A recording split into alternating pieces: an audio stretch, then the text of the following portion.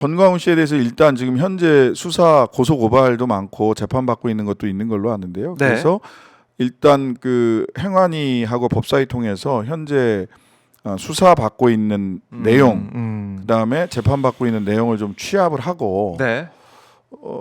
그다음에 엄정한 수사를 현재 뭐 어제 사세행도 사법 정의 바로세우기 모임인가요? 네, 이쪽에서도 네. 전광훈 씨를 내란 선동 혐의로 그 고소 고발을 했어요. 네. 근데 이제 저희들이 지금 얘기 드리는 부분은 뭐냐면 엊그제 이제 서부지법 그 폭동 일요일에 예. 123 내란 119 폭동 이렇게 부르면 됩니다. 123은 내란이고요. 12월 3일. 네. 119 1월 19일은 폭동입니다. 분명한 거는. 예. 네. 123 내란 119 폭동. 딱 이렇게 외워지네요. 명명해야 됩니다. 예. 예. 그렇게 해야 되고요.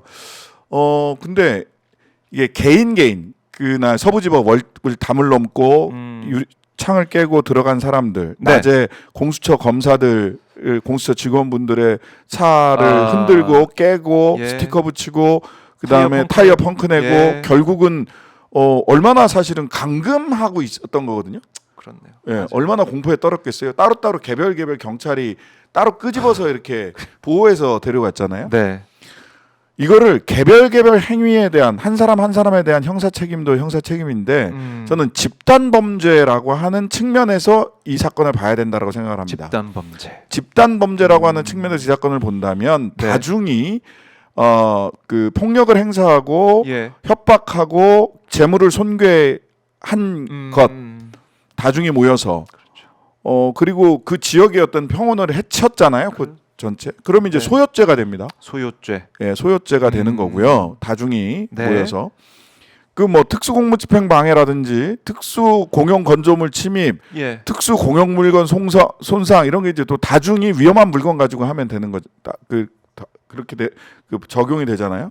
그 다음에 배후를 추적할 때 이거는 네. 뭐 당연한 거고 배후를 추적할 때 저는 범죄단체 라는 측면에서 이제 범단이라고 흔히 얘기를 하는데요. 네. 범죄단체의 수괴가 누구고 범죄단체가 어떻게 운영됐는가라고 하는 측면에서 전광훈 씨를 수사해 볼 필요가 있다라고 보는 겁니다.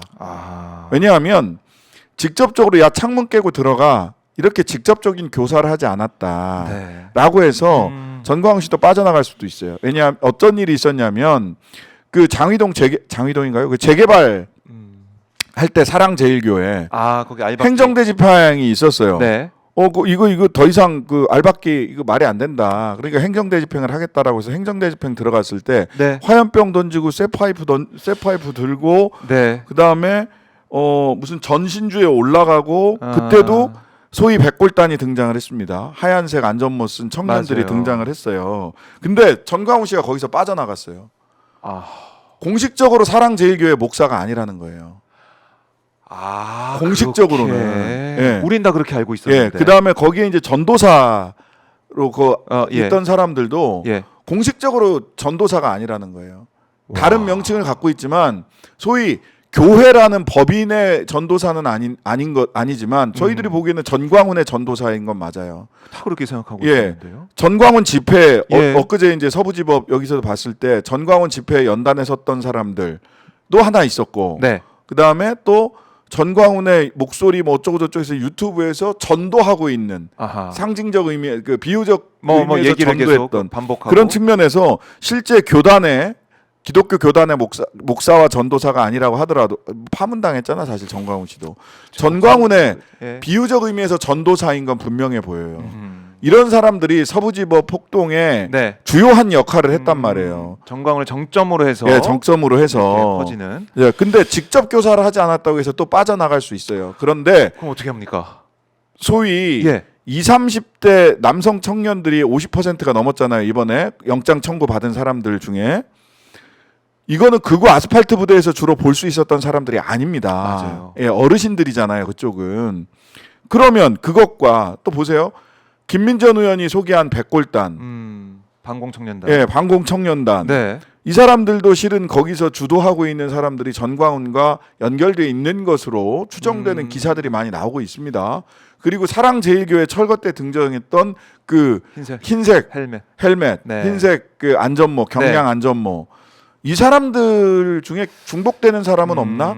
또는 이 사람이 전광훈을 정점으로 한 네. 조직 내에서 구성된 사람들은 아닐까라고 하는 당연한 의구심이 있고 그러한 의구심에 부합하는 네. 정황들도 있어요. 그러면 경찰이 수사를 할 때 네. 범죄 단체라고 하는 측면에서도 수사를 해야 된다는 겁니다. 범죄 단체는 보통 조폭들 때려잡을 때 적용하는 법조거든요. 네. 폭처법상 폭력 처벌에 관한 특별법상 범죄 단체 구성이라는 예. 범단이 있어요. 그러면 여기서는 여러분들도 아시다시피 뭐 대부를 보든 범죄 영화를 다 보든 간에 보통 그 범죄 단체 두목이 야 누구 가서 팔 부러뜨려 누구 가서 묻어 이렇게 지시하나요?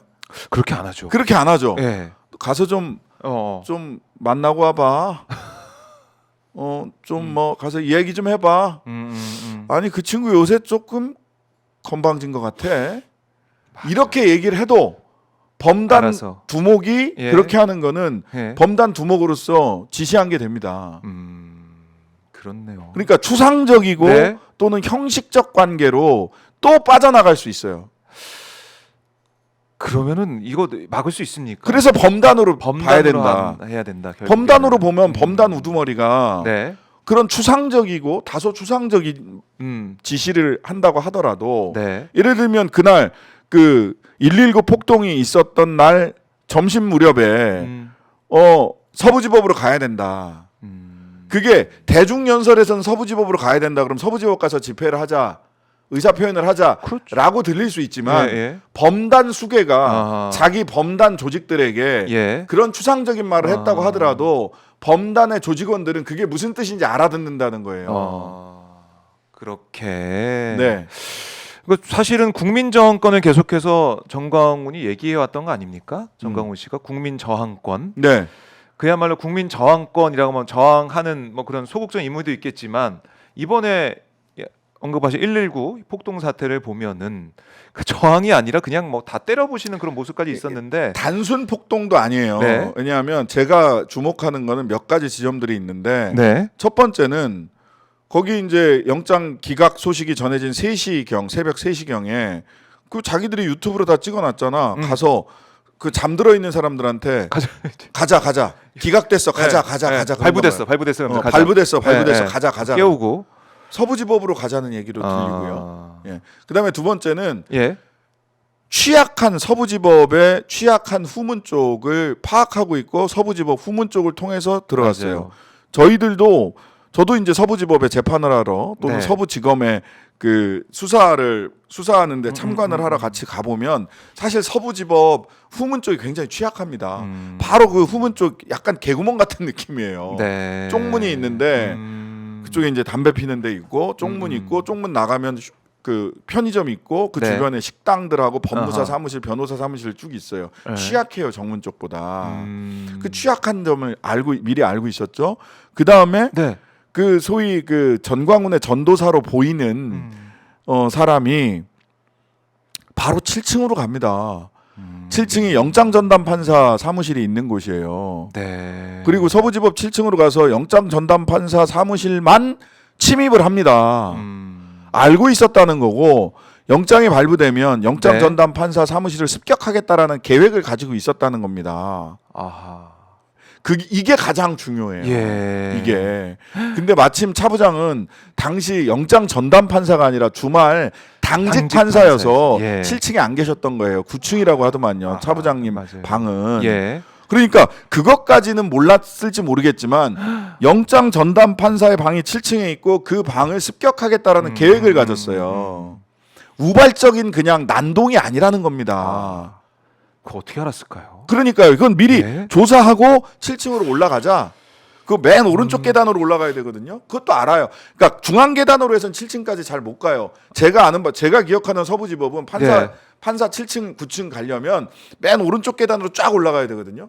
그렇게 올라간 것으로 보여요. 지금 동영상을 보면. 네. 동선 파악까지 다 했다는 거예요. 그다음에 마지막으로 하나 더. 예. CCTV 아. 물벗잖아요. 그러니까요. 그래서 CCTV가 거기 그 보니까 어제 조사 보고서 네. 그 법원 행정처에 나온 거 보니까 기획조정국에서 조사해서 국회에 보고한 거 보니까 한 90여 개의 CCTV가 있는데 예. 한 자릿수 남고 다 파괴됐어요. 그것도 어떻게 딱 생각을 해서 그 서버를 찾아가지고 예. 그러니까 CCTV 없애버렸다. 자체도 파괴를 했고 예. 서버에 물도 부은 거예요. 이것 뭔가 진짜 A, B, C, D 이렇게 맞춰가지고 어디로 가자, 뭘 파괴해야 된다, 뭘 부셔야 된다 이런 생각을 한 게 아닐까라는 의구심이 드네요. 예, 의심이 들어요. 그러니까요. 제가 정확하게 예. 이 문서를 통해서 확인을 해드릴게요.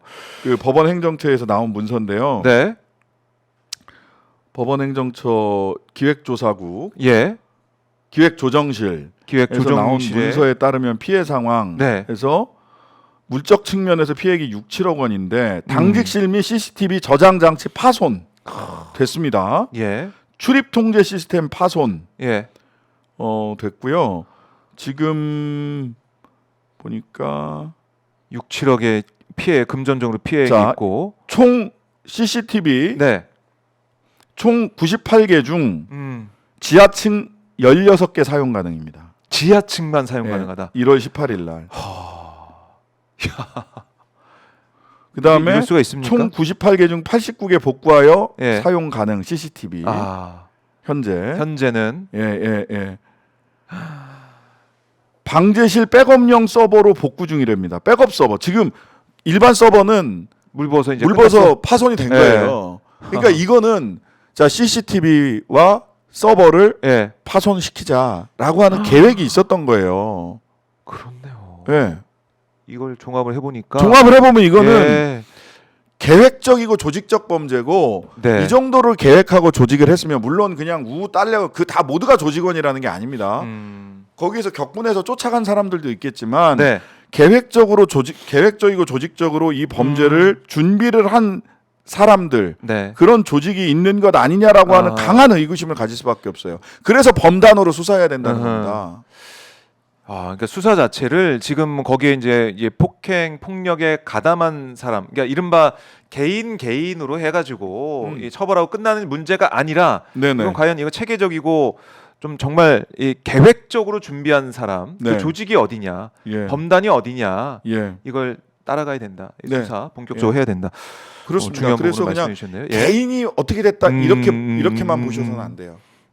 그래요. 이 어떻게 수사가 되어야 되는지 말씀해 주셨는데 지금 보니까 검찰에서는 이 서부지법 이 폭동 여기 체포된 46명 전원 구속영장 청구를 했다 이렇게 나오고 있는데 일단은 이게 경찰 이제 폭행 혐의 돼가지고 5명 영장 청구된 것은 두 사람만 이제 발부가 됐고 영장은 세 사람 뭐 이게 경미했다 이렇게 해가지고 그건 이제 기각이 낮에 됐었는데. 있었던 상황과 관련된 분들로 일단은 저는 먼저- 알고 먼저 있고요. 이제 됐으니까. 예, 낮에 해서 먼저 네. 그 체포가 그때 17명인가 예. 이렇게 됐고 담 넘어서 됐나? 담 넘어서 온 담 사- 넘다가 예, 뭐 그리고 청년들이 윤상현이 강남 경찰서장한테 전화해가지고 뭐 잘 봐주세요라고 했던 훈방해주세요라고 얘기했던 사람들 중에서 3명은 일단은 훈방 3명은 나왔고 2명은 이제 영장 나왔습니다. 나온 거고 예. 그 다음에 이제 무더기로 이제 그날 밤에 폭동의 밤에 119 폭동의 밤에 네.